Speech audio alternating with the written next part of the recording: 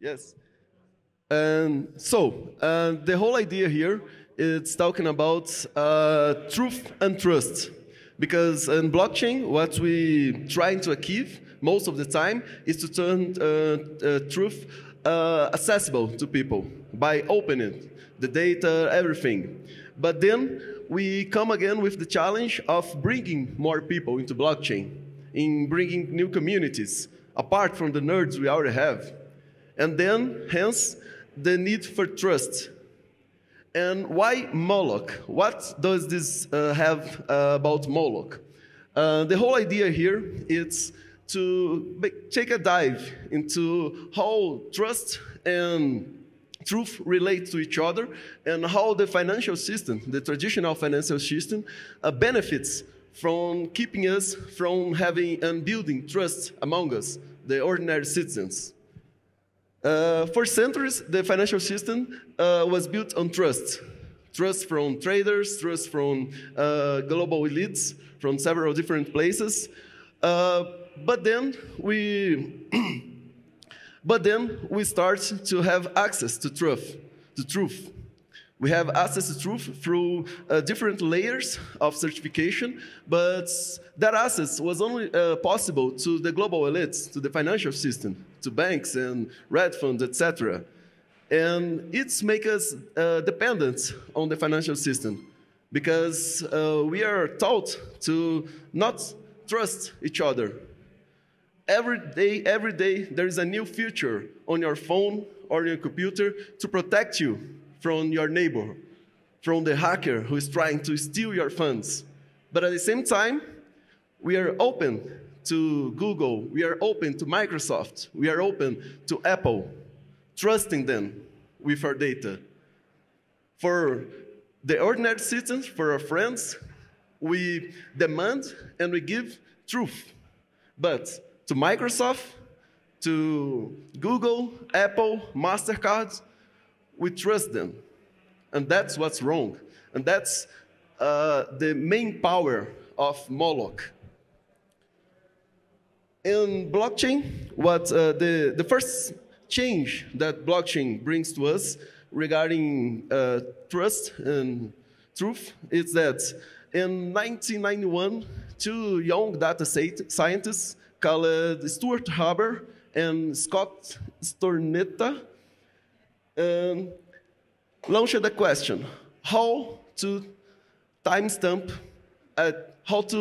temporarily timestamp a digital file. And this was not the beginning of cryptography or blockchain, but the deeper issue was about how to guarantee access to truth in the global society. Because when you're able to temporarily stamp a digital file, you can make sure for other people that this information is true. And the idea of launching it in an article, in a scientific article, making it available for everyone. It was not a big revolution. It was just like two nerds talking about data, how to handle data. But at the same time, this was the beginning of the concern about how to open the access for truth in the global society. After some decades of the development of this debate, here we are, empowered by a technology that replaces the need for trust in the society. Today, we don't need trust. With blockchain, you have access to truth. So they say. But yet, we trust Microsoft. We trust Apple, Google, MasterCard, banks. We don't have access to truth about our data with them. We just trust them.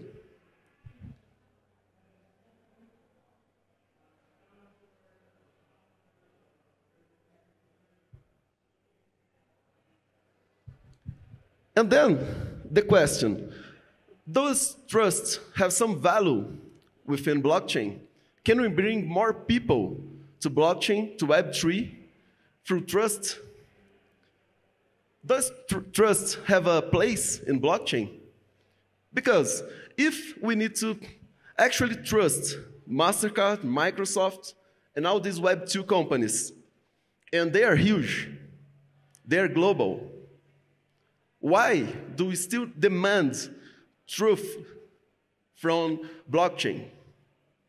This is a good question because we build everything on the need to access truth, because we didn't have this asset before. But then, and now, what do we have in terms of what its trust worth for in blockchain? So, back into Moloch. Moloch was a god, ancient god in Mesopotamia, who demands sacrifice of children in order to provide benefits for the people. And the thing about Moloch is that he demands the sacrifice and promises like some goods for the person doing the sacrifice, but at the same time, there was a curious thing. Moloch was also worshipped in Israel. And in Israel, you can think about those people there in ancient Israel, believing that they have like the best, most powerful God in the world, but also secretly doing sacrifice for Moloch. Why? Because Moloch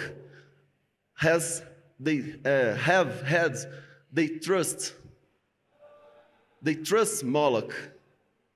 That's why trust relates to things you do in secret. And they trust Moloch. That's why they give the children to Moloch. And there is a curious fact. Moloch, in Brazilian Portuguese, I'm from Brazil, translates as moleque. It's like a teenager, a child. But the word Moloch comes from MLK, which is also an ancient word, which is now, today, in Brazilian slang, translates as dude. And that's the thing. What is the difference between Moloch, the ancient god, who demands trust and have its trust from the supporters, and the Web2 companies today? Different than Moloch, the companies doesn't have our trust in terms of public speaking. If I ask here, no one say, I trust Microsoft, I trust Google. No, they don't have our trust. Also, I think no one believes they have the truth. But, yet, why are we so attached to them? Why having better technologies in the world, why having better people in the world, we still attach it to these companies? And then we come back to where the financial system began, with trust. Because these companies try to make us so thoughtful about truth, about assessing truth, making sure everything is right among us, not in the relation we have to them, that they made us forget that trust is the real bind, is the real link between people. Everything starts at trust. Truth is something that protects trust.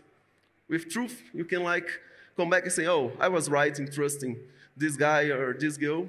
But yet, you begin, the first step, it's trust.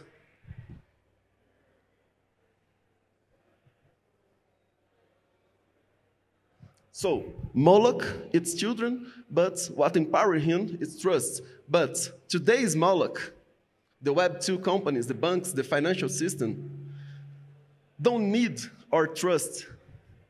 They only need us to not trust each other. That's how they make us unable to build communities.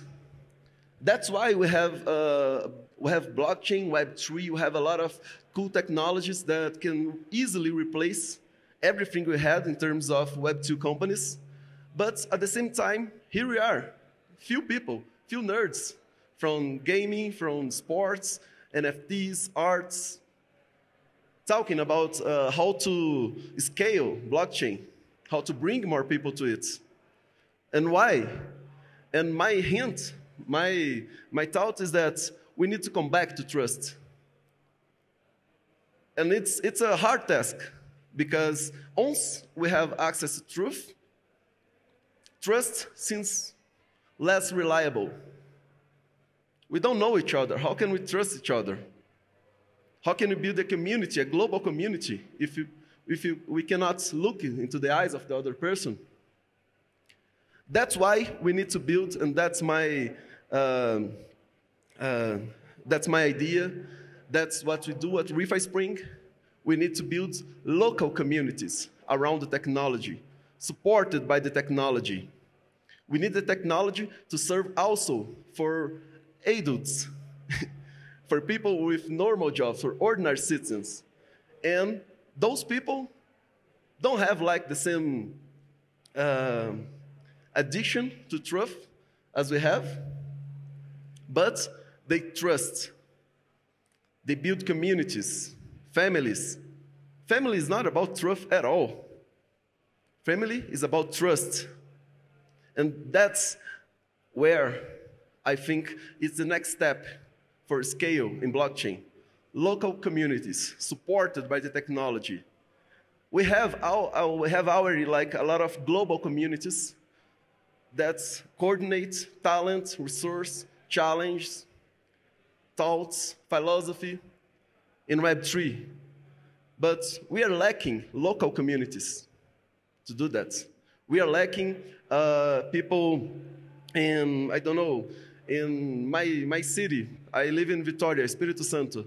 We are lacking people there using the technology. The technology is not, we have all this hard to use, no one understands it. But we don't need to understand this a lot, because I don't know how my phone works. I know when the phone doesn't work. But the technology inside is not of my domain. But yet, I'm here in the foreign country with a phone, counting on him working, so I can have access to my family, to my bank account. This is trust. This is what we don't build around ourselves today. This is why we have to come back from global to local. Because we already have the technology to coordinate globally. We already have the resource to support communities, new communities to arise. What we need now is bring our attention to local communities. How people in your neighborhood sees you. Who are you in your neighborhood? What kind of problems you are solving in your neighborhood? What kind of friends you have in your neighborhood? Because it's easy to have friends and to build companies in the web. It's easy. I work at Refi Spring, and we never met each other. 4 people, different places in the planet, we never met each other. But yet, what are we doing in our neighborhoods, in our local communities? That's, I think, that's the next step for scale, because we don't have a local, we don't have a guide to build trust in local communities, because they're local. Each one will have different criteria for trust. Some will trust you if you like shake their hands in the right way. Others will trust you after 2 years. We don't have it's not a global solution. There is the main difference between Refi DAO and Refi Spring. Refi DAO is for global solutions. People building marketplace for carbon credits, people building new VCs. But at Refi Spring, and this is the thing I believe personally, we focus on the communities, local communities, with their own criteria for trust.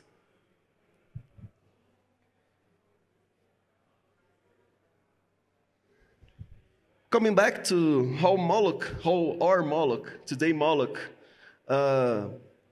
survive and keep us within his helm, it's simple. He feeds us a fear of being out of being kept out of truth, All the time, you're seeking for truth within your community, and you'll not find it, because communities are built on trust, and trust only exists where you cannot access truth. With trust, you can use truth to protect trust, but still, if you have truth, you not have trust. It's like the faith thing. Faith only exists where the proof doesn't exist.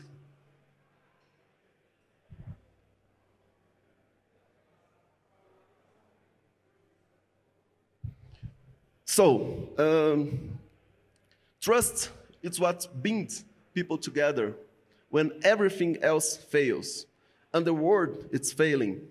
The financial system is failing. Science, it's failing.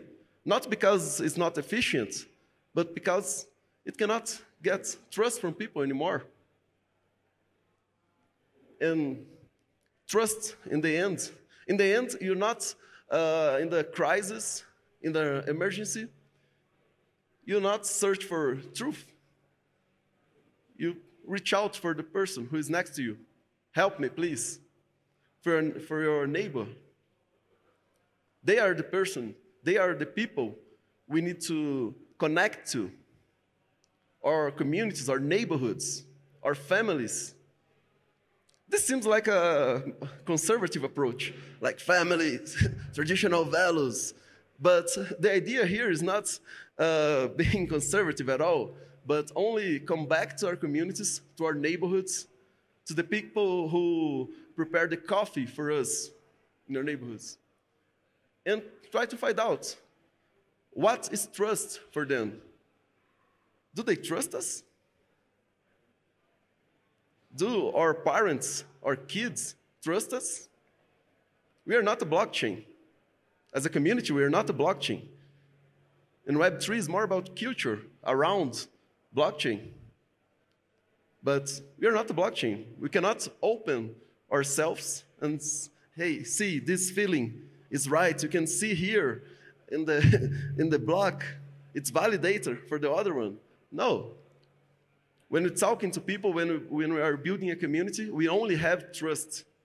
After the community is already in place, after everything, the agreements are done, then we can start to build on truth.